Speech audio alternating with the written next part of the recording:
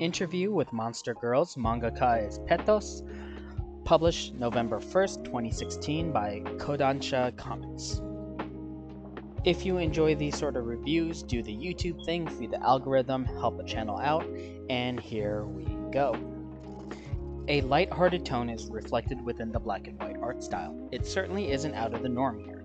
It is a slice of life, so the more exaggerated scenes aren't present. It is to depict everyday life as best as possible, and this style of artwork does do that.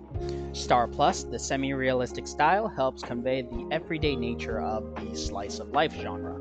It provides a sense of normalism which one can appreciate. Typical of the manga style paneling, but again without the usual hyper-exaggerated stereotypical scenes, which for this genre is a good thing. It is a slice of life and a comedy, and the paneling does reflect that and help accentuate it. Star Plus, I really like this book. It was relaxing, but when it hits with the emotions, it really nailed it out of the park. Something that you don't see too much in the US comics, and I dare you to name one that does it well consistently. Keyword is consistently. The characters are all pretty distinct, from our main character, Tetsuo Takahashi, the biology teacher, to Sakie Sato, the succubus math teacher, to the three students, Kyoko Machi, the Dulahan, Yuki Kusakabe, a snow woman, and Hikari Takanashi, the vampire. All distinct, and a dialogue that sounds natural and not cringe-inducing because they are trying to sound young, and also a distinct look. Star Plus, what can I say? I enjoyed this. You guys know this by now. The themes involve the daily lives of the Monster Girls. What is it like for them to grow up? What are their hopes, their worries?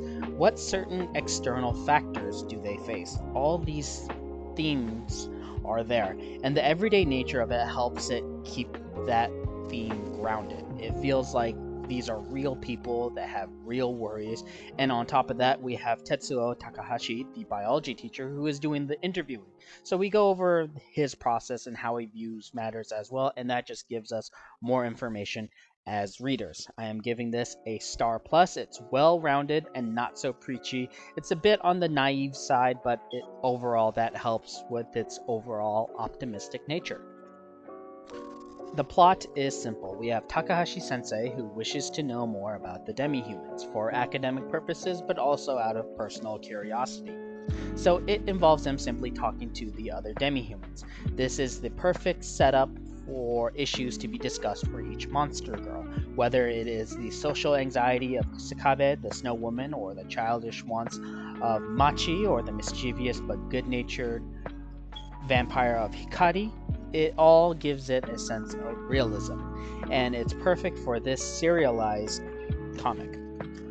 I am giving it a Star Plus. It is simple, it feels real, and for the slice of life genre, that fits it to a T.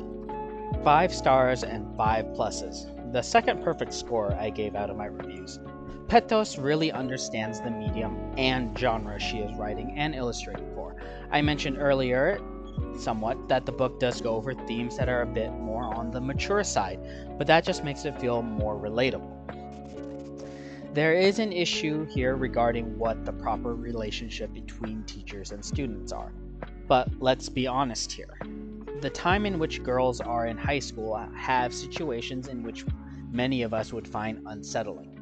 But that being said, it would be absolutely dishonest to say that it doesn't happen. And for this story, it doesn't shy away from that. But whether or not it crosses the line is far from certain, unlike a certain other manga, Usagi Drops, in which clearly crosses the line, plain and simple. The greatest strength of this manga is taking its subject seriously. It would be very simple to make this into a gag or comedy manga from that route, or just go the simple sexy monster girl route. Indeed, there are successful mangas that have done both. But it takes that question of if monster girls really existed and weren't the exaggerated mess that we usually get from our stories, what are the little things that we just don't realize because we weren't curious enough to think about it? These sort of stories are great because it goes to show how much imagination PETOS has. Not only has PETOS posed the question, but provided such a believable answer is something that should be admired, and I don't see anything like this at all on the American side of comics. But that's because there really is nothing like this at all on the American side of comics.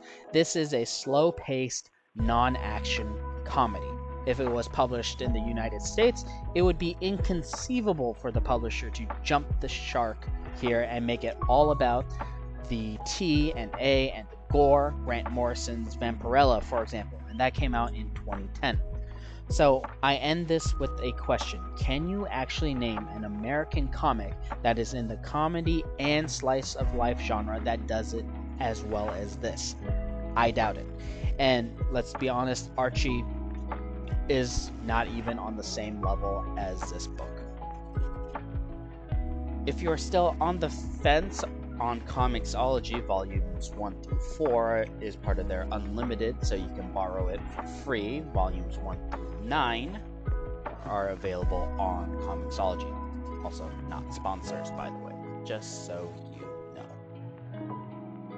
I hope you enjoyed this review. Another perfect score, kind of a rarity on my side, or at least doesn't happen that often. If you do enjoy this sort of content, help this channel out, do the YouTube algorithm thingy, and I hope you are having a good day or good evening. Ciao, everybody.